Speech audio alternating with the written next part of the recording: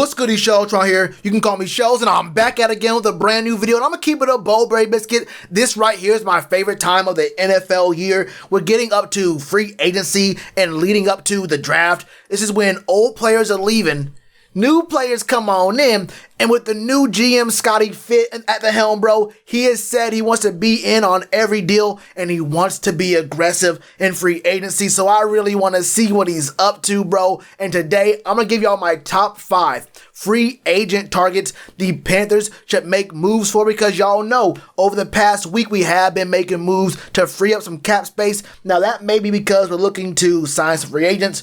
Maybe it's trying to, prepare us to trade for a player whose salary might be on the high end. Who knows? It could be anything. But right now, I'm going to give y'all my top 5 players the team should target in free agency. But before we do, man, go ahead. If you're here right now and you have not subscribed, hit that subscribe button on the channel. I mean, you already here, and it's a very easy 2-step process, my brother. Number 1, hit that subscribe button. And number 2, hit that bell icon just so you know what's up and what's going on with the channel as I post it. But enough of that. Let's get into the reason why you're here. My number 5 player. This isn't really in any order. This is a top 5, but my number 5 player the Panthers should make a move for in free agency is Brian Poole. Now, right here, it has him listed as a safety, but he is really more of a slot corner. He's a nickel corner. And if y'all been following the Panthers for any amount of time now, y'all understand it's been a while since we had consistent, reliable help at that spot. We have some holes in the secondary, and we have some young players there, but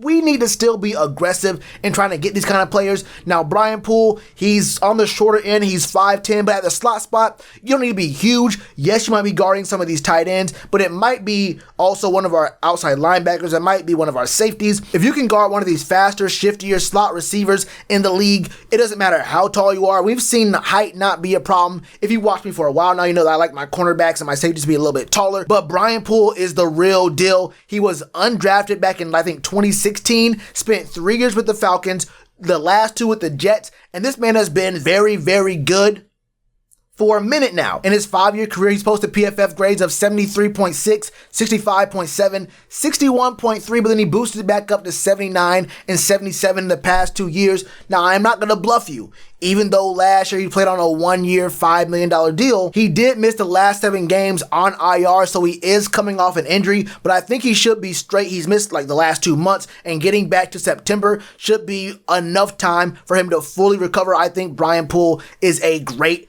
option, and I think he's going to be one of these players who could definitely be worth it, because according to spotrac.com, his open market value is a 2-year, $8.7 million deal.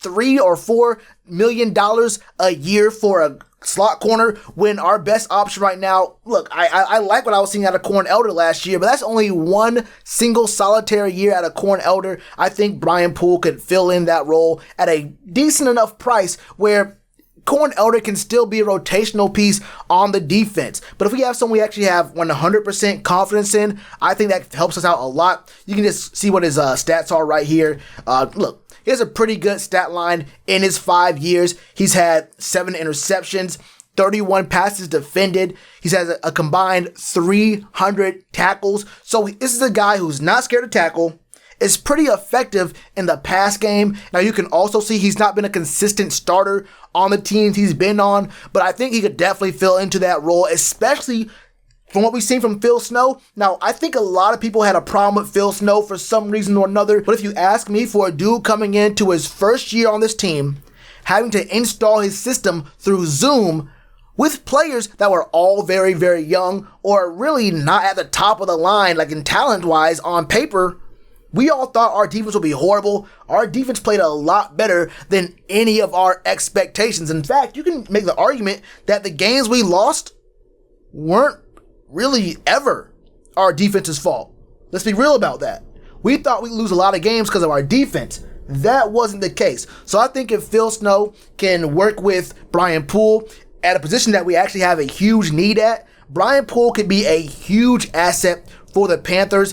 I think he's going to be a really good addition if we decide to go that route, and he's not very expensive. But let's move on to my number 4 player, Mike Hilton. He's in the same kind of boat. He is another nickel cornerback. You sense a theme here. We want to really target what we're weak at. We don't want to target, places that we don't actually use very often or things that we don't really need right now. We need to find some really strong help at the slot corner position, and it's not always going to be too expensive. Now, Mike Hilton does demand a higher price tag than Brian Poole, and it's for a very good reason. He is another undrafted free agent who had to work and grind his way to get to where he is. In his last 4 years, he posted an 83.3, a 69.9, 67.1, and a 68.1 in PFF grades. Now, it seems like a kind of low. When you see 68 in those like mid high 60s, it sounds low because of what you're used to in the grading scale. But the mid 80s is like great, like top of the line, top tier, elite talent for most positions for PFF grade. These aren't horrible grades, especially for a guy like Mike Hilton, who, look, I'm gonna be real with you again. He's 5'9", he's shorter, but this is a dude who on the Steelers was an absolute monster. Ask any Steelers fan, and I know, look, I would hate to have a conversation with literally any Steelers fan. Okay? They're the second or third most annoying fan base in the league. You already know who number 1 is, but they'll all tell you Mike Hilton is a dog. He is not scared to tackle.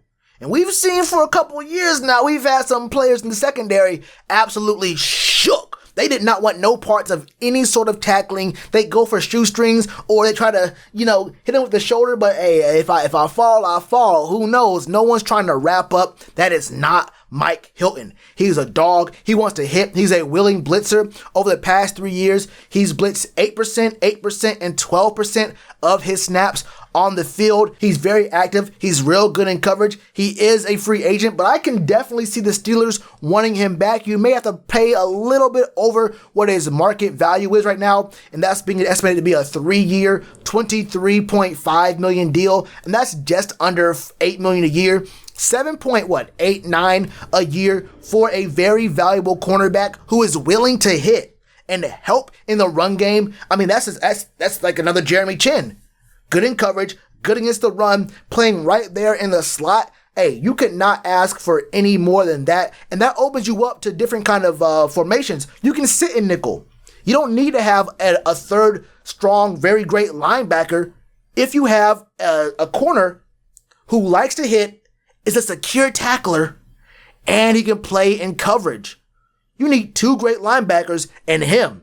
Obviously, you're going to let him get out sometimes. There will be times where you need to be a little heavier. But if you have a cornerback who is willing to hit and he's in the slot, that really does open up your game plan a lot as a coordinator. Looking at his stats, though, in his 4 years in the league, he's racked up a total of 7 interceptions, has 237 tackles combined, averaging like 60-ish per season, 3 fumbles forced, 32 passes defended in his 4 years. This man, Mike Hilton, is actually a dog. Now, I mentioned it earlier. He is 5'9", but hey, look, I'm coming around to some of these shorter cornerbacks being on the job because I'm seeing more and more. These dudes are willing to, they actually play a lot harder because they know they have a disadvantage and they're willing to make the moves and be even more aggressive. Now, not Trey Boston aggressive when these dudes are missing tackles and, you trying to figure out where they at, though. I'm talking about Mike Hilton is a secure tackler who actually wraps up.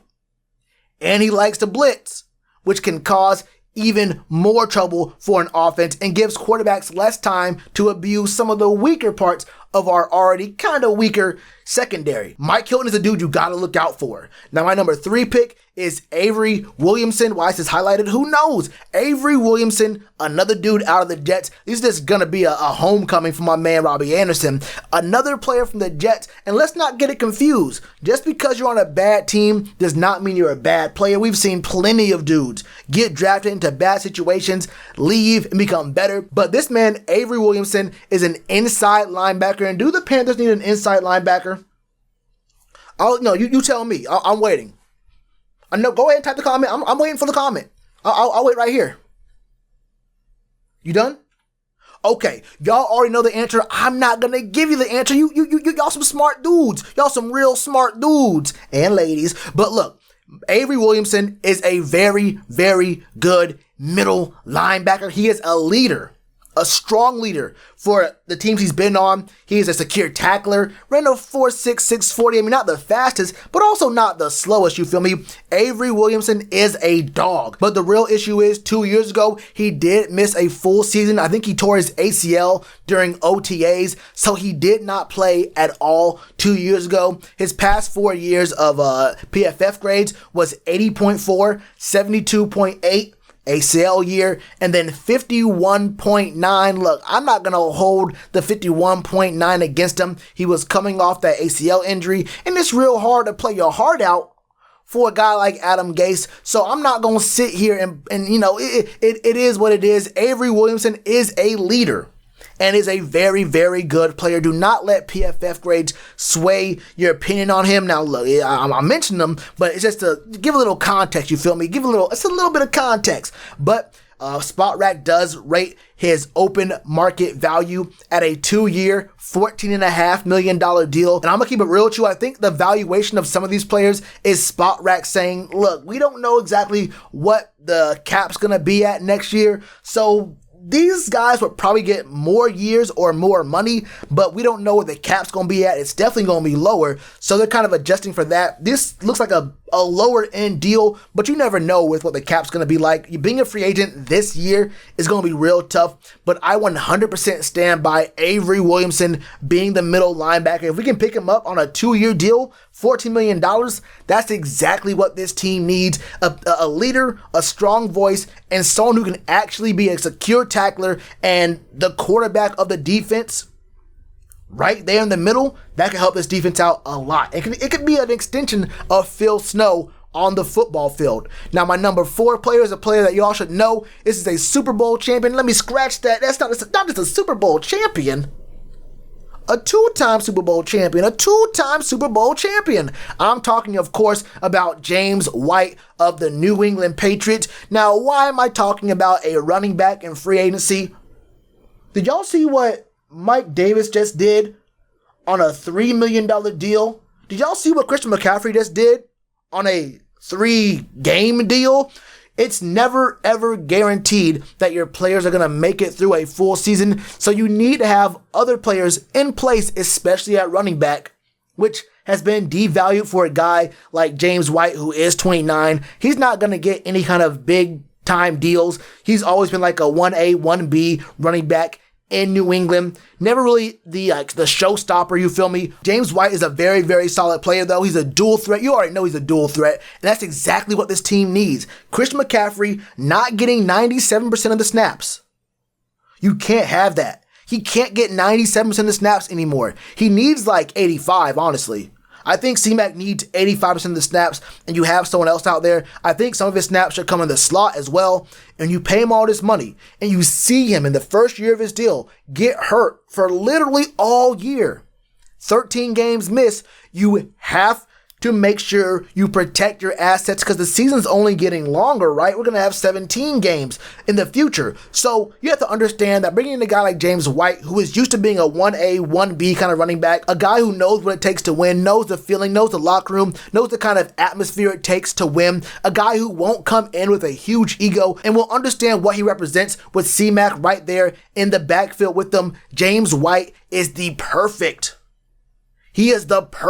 running back for this team, the perfect backup, because Mike Davis just earned himself a bigger contract. I think Mike Davis this year proved he can be a one-man show.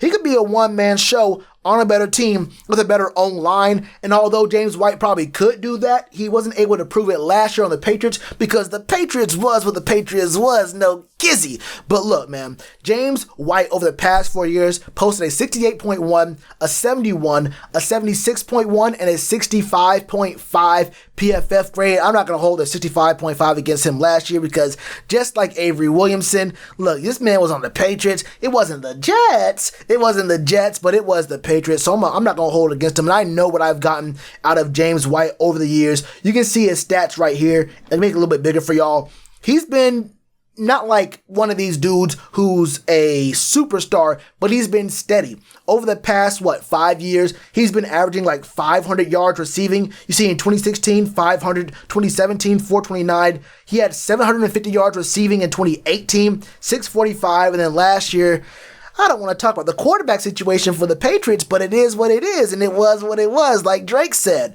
And then he's been passable as a running back, not a ton of rush attempts, but 171, 425, 263, and then 121. I think this dude could really be a help in the backfield. And obviously, if you're you're a dual threat, you could run 2 running back sets, and you don't know who's getting the ball. You could pass it to either side. Pre-snap motion like what we were doing in 2018 before Cam got hurt. There's a lot of things this team could do with James White right there. And this is the dude, he's not really a leader per se, but he does stay healthy. Like I mentioned, he's a dual threat. He's proven. The dude's got rings, and we saw what we could do with Mike Davis if C-Mac stays healthy.